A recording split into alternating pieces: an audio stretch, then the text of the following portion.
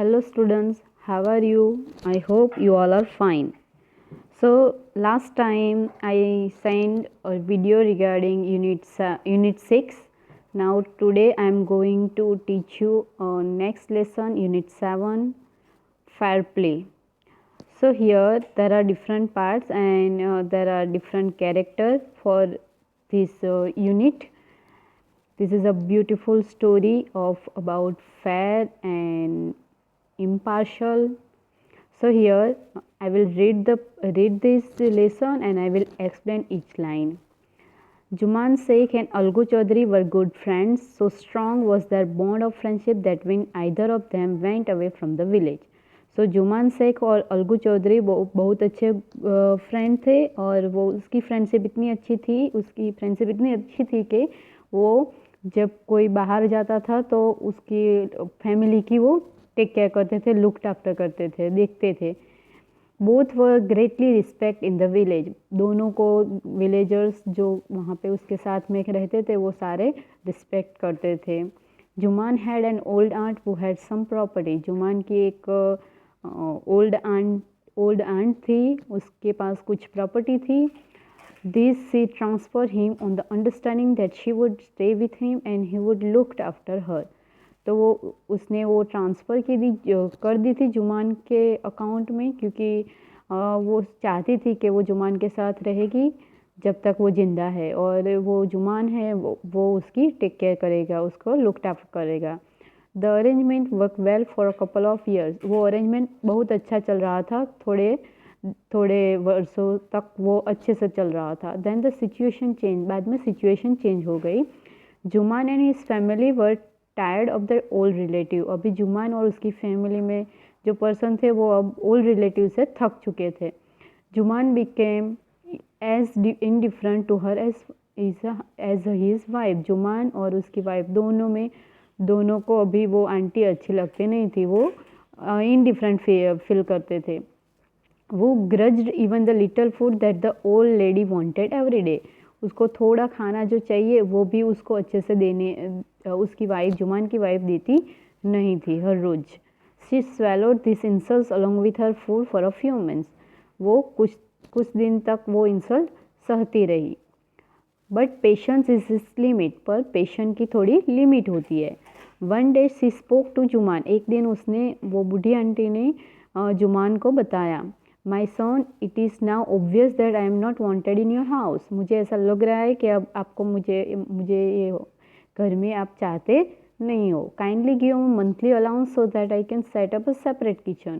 तो आप मुझे मंथली अलाउंस दो, मंथली मुझे कुछ पैसे दो तो मैं अपना सेपरेट किचन रख सकती हूँ और खाना खुद पका के खा सकती हूँ. My wife knows best how to run the house. Jumman ऐसा बताता है कि आप थोड़ा धीरज रखो, मेरी वाइफ है वो बहुत अच्छे से घर चला सकती है. Said Jumman shamelessly. उसको बिना बेशर्म से उसने ऐसा आंसर दे दिया. This made his aunt very angry. तो ये उसकी आंटी बहुत ज़्यादा गुस्से हो गई. And she decide to take her case to the village panchayat. तो उसने ऐसा डिसाइड किया कि मेरा केस है वो विलेज पंचायत में लेके जाऊंगी. For many days the old lady was seen talking to the villagers, explaining her case and seeking their support. काफ़ी दिन तक वो ओल्ड लेडी ने सारे विलेजर्स को एक्सप्लेन किया, वो केस के बारे में बताया सबको और उसकी सपोर्ट पाना चाहा. Some sympathise were her. कुछ ने उसको सिंपैथाइज किया मतलब उसको सहानुभूति दी. Others laugh at her. और कुछ लोग उसके पर हंसी उड़ाने लगे. And few other advisor to make it up with the nephew and his wife. और कुछ लोगों ने उसको बताया कि नेव्यू और उसकी वाइफ के साथ समझौता कर ले. At last she came to Algu Chaudhary. और लास्ट में वो अलगू चौधरी के पास जाती है एंड स्पोक टू हिम. और उसको बोलती है, यू नो चाची, जुमान इज़ माई बेस्ट फ्रेंड. वो अलगू चौधरी बताता है कि आपको पता है कि जुमान मेरा बेस्ट फ्रेंड है. How can I go against him. उसके विरुद्ध में नहीं जा सकता, मैं उसके विरुद्ध कैसे जाऊँ. Algu said, but is it right my son to keep mom and not say what you consider just and fair. Algu को उसकी चाची बताती है, जुमान की चाची बताती है कि राइट है बेटा कि आप अपना मुंह बंद रखो और कुछ भी ना बोलो फेयर और जस्टिस के बारे में। Come to the panchayat and speak the truth, आपको सिर्फ पंचायत आना है और सच्चाई बोलनी है। She said, Algu didn't reply, Algu ने कुछ रिप्लाई दिया नहीं, but her words kept ringing in his ears, पर उसका जो वर्ड था चाची का वो उसके कानों में गूंज रहा था। नाउ सेकेंड पार्ट में, the panchayat was held the same evening under an old banyan tree, panchayat वो वहाँ पे इवनिंग के टाइम वहाँ पे बनियन ट्री के नीचे खड़ी हुई, मतलब वहाँ पे सब इकट्ठे हुए।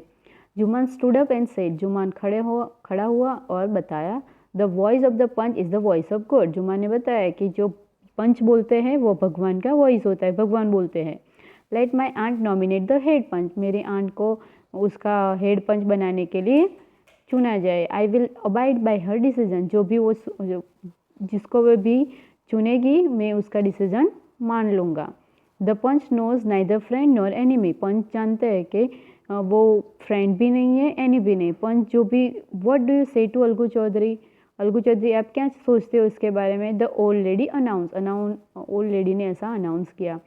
Fine, reply Jumman hiding is joy over in unexpected piece of luck, तो फाइन वो जुमान खुश हो गया, उसको जॉय खुशी मिल गई क्योंकि जुमान अलगू चौधरी इसका बेस्ट फ्रेंड था। और अनएक्सपेक्टली जो चाची ने उसका नाम दे दिया।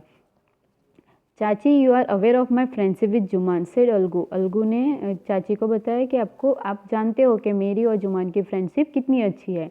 आई know that, reply the aunt, aunty ने ऐसे रिप्लाई किया कि मुझे पता है। But I also know that you will not kill your conscience for the sake of friendship, पर मुझे पता है कि आप अपना जो अंतरात्मा है उसके लिए उसकी फ्रेंडशिप बीच में नहीं आएगी। God lives in the heart of the panch, भगवान है वो पंच के दिल में रहते हैं। And his voice is the voice of God, और उसका वॉइस है वो भगवान का वॉइस होता है। And the old lady explain her case, और ओल्ड लेडी ने उसका केस जो भी था वो बताया। Jumman said Algu, you and I are old friends, Jumman ने बताया, जुमान को अलगू ने बताया कि आप और हम बहुत अच्छे फ्रेंड हैं। Your aunt is as dear to me as you, आपकी जो आंट है वो मेरे लिए इतनी ही ज़रूरी है जितना तुम हो। नाउ आई एम अ पंच, अभी मैं पंच हूँ। You and your aunt are equal before me, आप और आपकी आंटी है वो मेरे लिए दोनों इक्वल है, मतलब दोनों बराबर है। What have you to say in your defense, आपको अपने डिफेंस के बारे में कुछ बताना है। 3 years ago began जुमा ने स्टार्ट किया कि 3 साल पहले my aunt transfer her property to me, मेरी जो आंट है उसने प्रॉपर्टी ट्रांसफ़र की थी। I promise to support her as long as is lived, मैंने ऐसा प्रॉमिस किया था कि मैं जब तक वो ज़िंदा है तब तक मैं उसको सपोर्ट करूँगी। I have done all I could, मैंने इतना कुछ किया है उसके लिए। There have been a couple of quarrels between my wife and her, but I can stop it, थोड़ा सा क्वारल है मेरी वाइफ और मेरे चाची के बीच में, पर मैं उसको स्टॉप नहीं कर पाता हूँ। Now my aunt is claiming a monthly allowance, पर मेरी आंटी है वो अभी मंथली अलाउंस मांगती है। दिस इज़ नॉट पॉसिबल, वो मेरे लिए पॉसिबल नहीं है। That's all I have to say, मुझे सिर्फ इतना बताना है। Jumman was cross examine by Algu and others, Jumman है उसने क्रॉस एग्जामिन किया अलगू और जो चाची ने बताया उसके बाद। Then Algu announce, we have gone into the matter carefully, बाद में अलगू ने ऐसा अनाउंस किया कि मुझे सारी मैटर पता चल गई, मैंने केयरफुली सब सुन लिया है। In our opinion Jumman must pay his aunt a monthly allowance, उसने ऐसा बताया कि जुमान को मostly मतलब उसको उसकी आंटी को मंथली अलाउंस देना ही पड़ेगा, और else the property goes back to her, otherwise उसकी प्रॉपर्टी जो भी आंटी की प्रॉपर्टी है उसके पास चली जाएगी। Now the two friends were seldom seen together, अभी कुछ दिनों तक वो दोनों फ्रेंड्स इतने अच्छे से मिलते जुलते नहीं थे। The bond of friendship between them was broken, उसकी जो फ्रेंडशिप थी वो टूट चुकी थी। In fact Jumman was Algu's enemy and wanted his revenge, Jumman Algu को उसका दुश्मन समझने लगा था और उसको रिवेंज चाहिए था। अब थर्ड पार्ट में day pass and as ill luck would have it. थोड़े दिन के बाद अभी एक बदनसीब से अलगू चौधरी और साहू के बीच में कुछ मिसअंडरस्टैंडिंग हुई थी।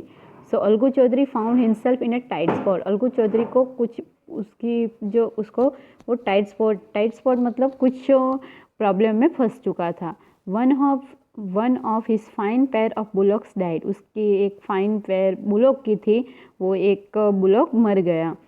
And he sold the other to Samjhu Sahu. और उसने दूसरा जो बैल था उसको समझू साहू को बेच दिया। A car driver of the village. और समझू साहू वो कार ड्राइवर था विलेज का।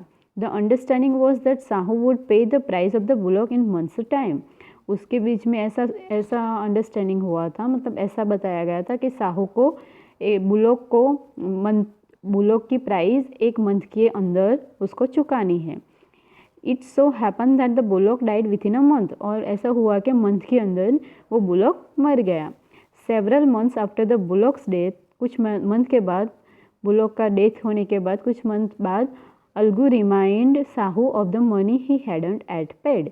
अलगू ने रिमाइंड किया साहू को कि मेरा मनी जो है वो मुझे दे दो। Sahu got very annoyed. Sahu को वो अच्छा लगा नहीं। I can't pay you a penny for the wretched beast you sold me. आपने मुझे जो बुलॉक दिया था उसने मुझे कुछ भी कमा के दिया नहीं है। जो आपने बेचा था वो तो खोटा सिक्का है। और he brought us nothing but ruin. उसने मुझे कुछ दिया नहीं है। I have a bullock. मेरे पास एक बुलॉक है। Use it for a month. आप मंथ के लिए उसको यूज़ करो and then return it to me. और बाद में मुझे रिटर्न कर दो। No money for the dead bullock. अभी कोई भी पैसा बुलॉक का नहीं दूंगा। जो मर गया है बुलॉक तो उसका पैसा कैसे हो। He said angrily. ऐसे उसने गुस्से में बताया। Algu decide to refer the case to the panchayat. Algu ने डिसाइड किया कि ये केस है वो पंचायत तक लेके जाएगा। For a second time in a few months. Second time उसने फ्यू मंथ में सेकेंड टाइम हुआ था। Preparation for holding the panchayat were made. Preparation थी जो पंचायत की वो ऐसे हुई थी। And both the party started meeting people seeking the support. और दोनों पार्टी उसका सपोर्ट चाहते थे। The panchayat was held under the old banyan tree. जो पंचायत थी वो बनियन ट्री के नीचे हुई थी। Algu stood up and said. Algu खड़ा हुआ और बताया the voice of the panch is the voice of God. जो पंच का वॉइस है वही भगवान का वॉइस है। Let Sahu nominate the head panch. Sahu को नॉमिनेट करने दो जो भी हेड पंच बनाना है। I will abide by his decision. मैं उसका डिसीजन में जो भी डिसीजन होगा मैं उसका मान्य रखूँगा। Sahu saw his chance and propose the name of Jumman. तो साहू ने उसका चांस लिया और उसको जुमान का नाम दे दिया। अलगूज हार्ट सैंक। अलगू को वो एक थोड़ा दुखी हो गया। And he turned pale. और थोड़ा नर्वस हो गया। But what could he do. But वो कुछ नहीं कर पाएगा अभी। The moment Jumman became head panch. अभी जुमान वो हेड पंच हो गया था। He realize his responsibility. उसको उसकी जो रिस्पॉन्सिबिलिटी जवाबदारी होती है एज अ जज and the dignity of his voice. और अंतरात्मा की जो वॉइस होती है वो अभी उसको रियलाइज हुई। Could he seated in that high place have his revenge now. अभी वो ऐसा सोचता है कि अभी मैं इतनी हाई प्लेस पर बैठा हुआ और मैं रिवेंज के बारे में सोचूंगा। ही थॉट एंड थॉट। उसने काफ़ी टाइम सोचा। No, he must not allow his personal feelings to come in the way of speaking the truth and doing justice. मतलब अभी वो सोच रहा है कि अभी मेरी पर्सनल जो भी फीलिंग है अलगू चौधरी के बारे में वो मैं यहाँ पे नहीं लाऊंगा। अभी मुझे सिर्फ सच्चाई बोलना है, ट्रूथ बोलना है और जस्टिस करना है। Both Algu and Sahu state their cases. दोनों ने साहू और अलगू ने उनका केस बताया। They were cross examine and the case was considered deeply. दोनों ने क्रॉस एग्जामिन किया और केस डीपली उन्होंने कंसिडर किया। Then Jumman stood up and announce. बाद में जुमान खड़ा हुआ और उसने अनाउंस किया it is our opinion that Sahu should pay Algu's the price of the bullock. उसने ऐसा बताया कि अलगू को जो भी प्राइस थी बुलॉक की वो उसको देनी पड़ेगी। When Sahu brought the bullock. जैसे साहू ने बुलॉक खरीदा था it suffer from no disability और डिसीज। तब वहाँ पे बुलॉक में कोई भी डिसेबिलिटी नहीं थी और डिसीज़ भी नहीं था। The death of the bullock was unfortunate, वो अनफॉर्चुनेटली वो बुलॉक मर गया था। But Algu can not be blame for it, पर उसके हिसाब से आप अलगू को ब्लेम नहीं कर सकते।